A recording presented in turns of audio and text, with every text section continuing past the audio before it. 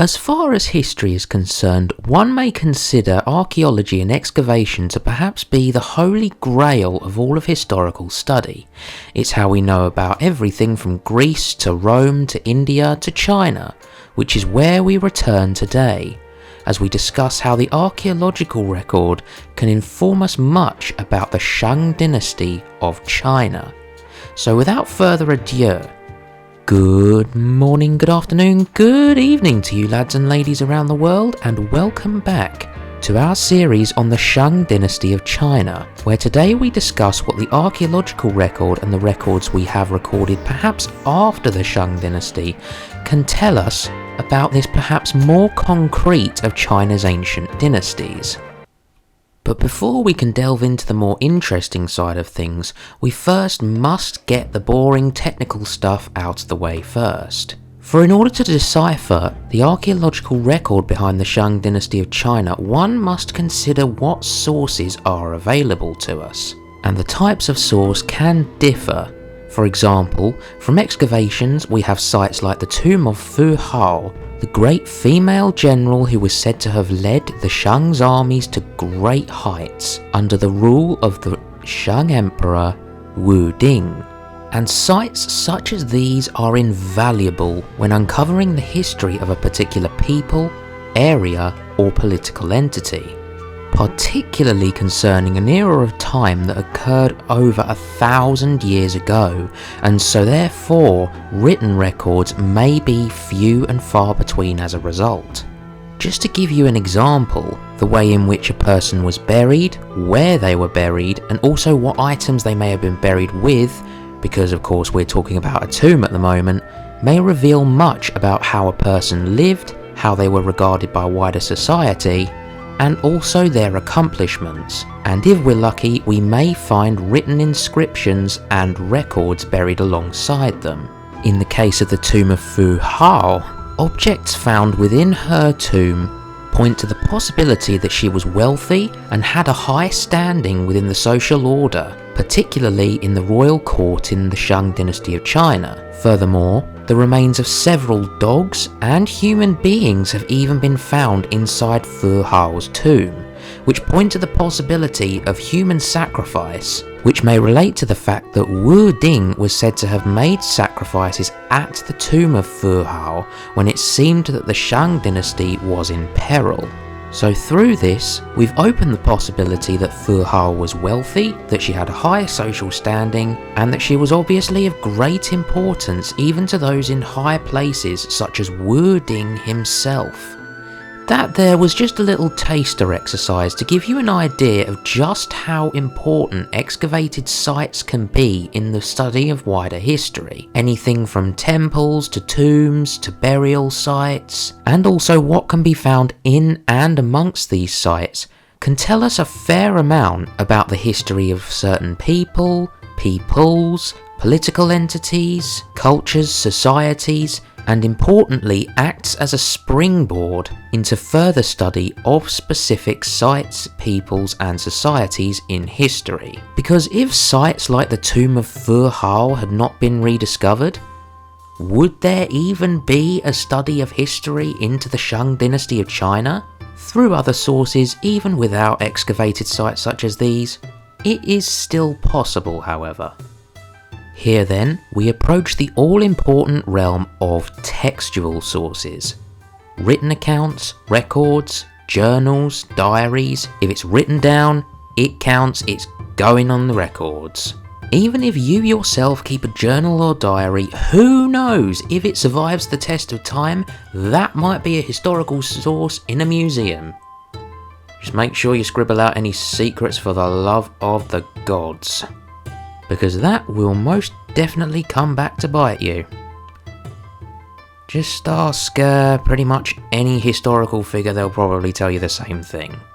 But anyway, regarding the Shang Dynasty, perhaps the most crucial textual sources are the recordings and writings of the Grand Historian, otherwise known as Sima Qian, and also the Bamboo Annals, both of which I mentioned in the previous video on the Shang Dynasty. So to start with, let's turn to perhaps the older of these two textual sources, the Bamboo Annals.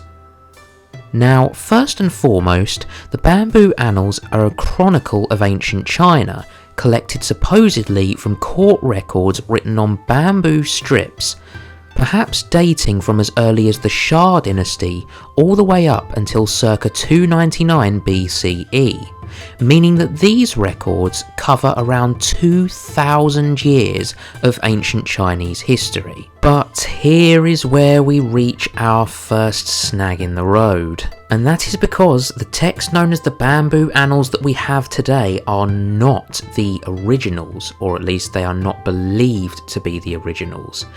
The text known as the Bamboo Annals that we have as part of our records today was in fact printed during the 15th century, well over 1,000 years after the original Bamboo Annals were said to have been completed. What happened to the originals?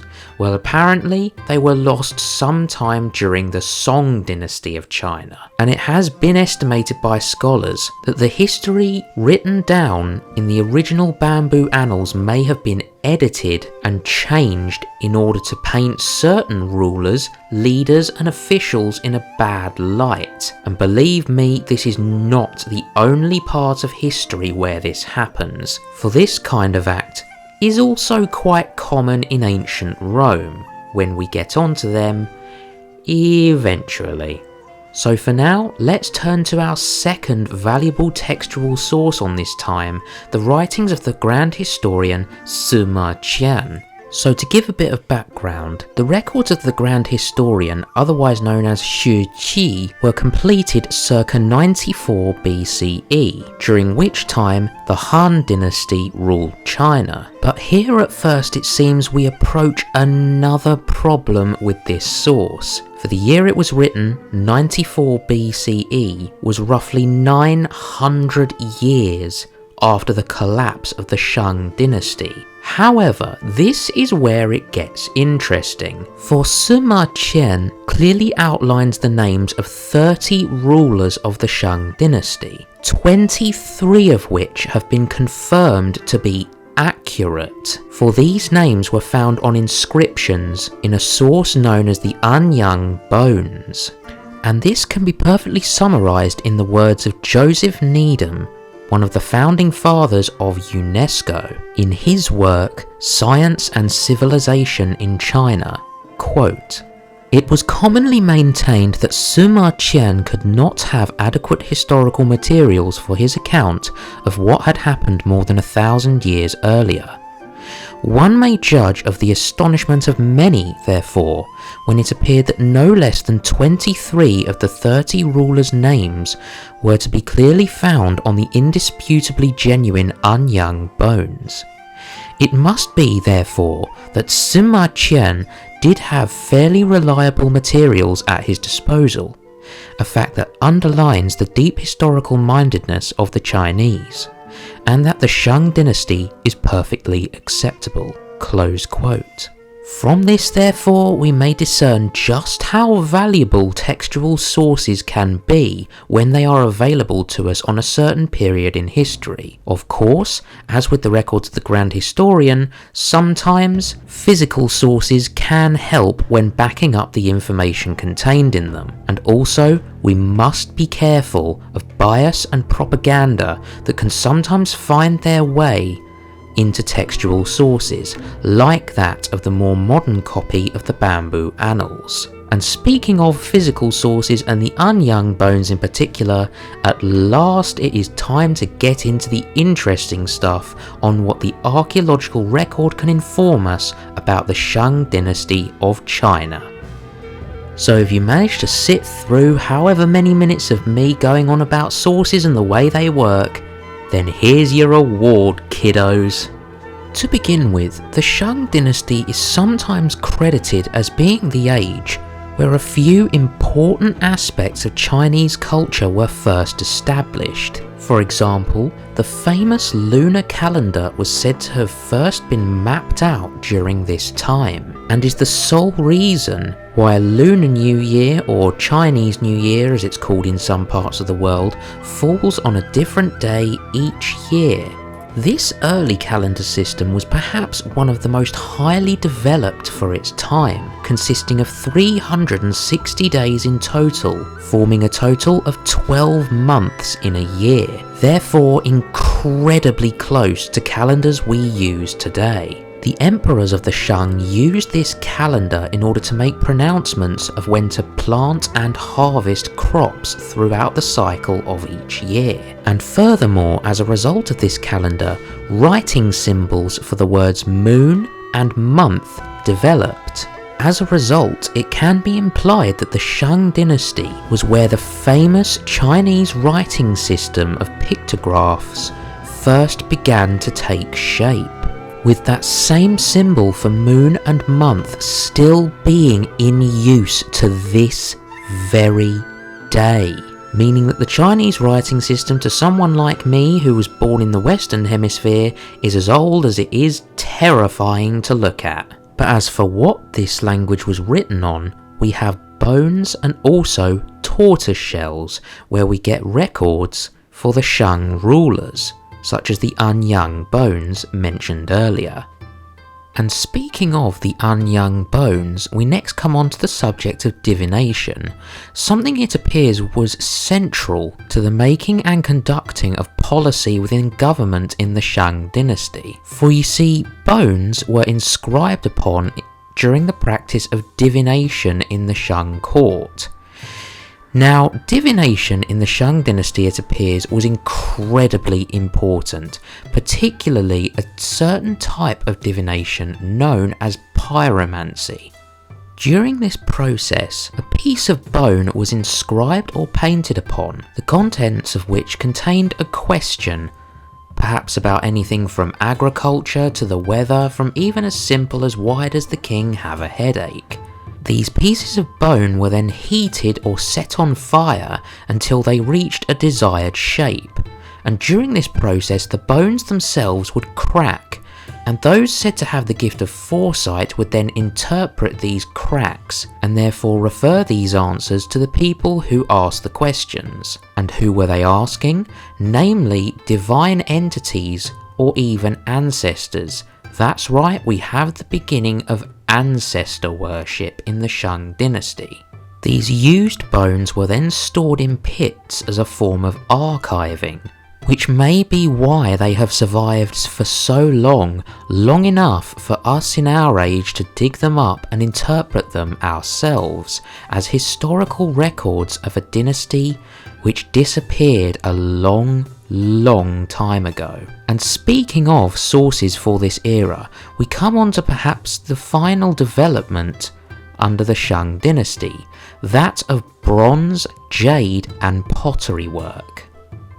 It's been noted among some scholars that bronze work at the start of the Shang Dynasty was still rather primitive.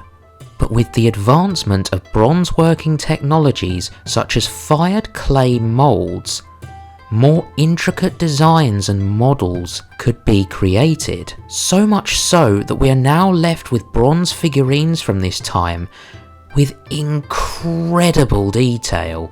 I mean, just look at some of these now. It almost boggles the mind that a civilization that existed so long ago could achieve such skill, craftsmanship and detail with something as complex as bronze and metal working. And it doesn't stop here. It appears also that in the Shang Dynasty, the practice of jade carving began, something that perhaps is considered synonymous with Chinese culture in our modern world today. So what we may take away from all of this is that the most important lesson that the Shang Dynasty has to teach us is that no matter how different we may consider ourselves from things that happened in history, we are still very much subject to it, even today. Just like how what we do today in this moment will end up influencing future generations for perhaps centuries, or in the case of the Shang Dynasty, millennia to come. So there you have it, what the archaeological record has to tell us about the Shang Dynasty of China, perhaps among the most concrete of China's ancient dynasties, the one that was said to have succeeded the supposedly mythical Shang Dynasty. And I must say, it is just fascinating how events and happenings that took place well over 2,000 years ago can still be a part of a culture in our world today. Honestly, it just never ceases to amaze me how something or an aspect of ancient history, ancient culture may still be practiced even today. And the proof is there in the Shang Dynasty.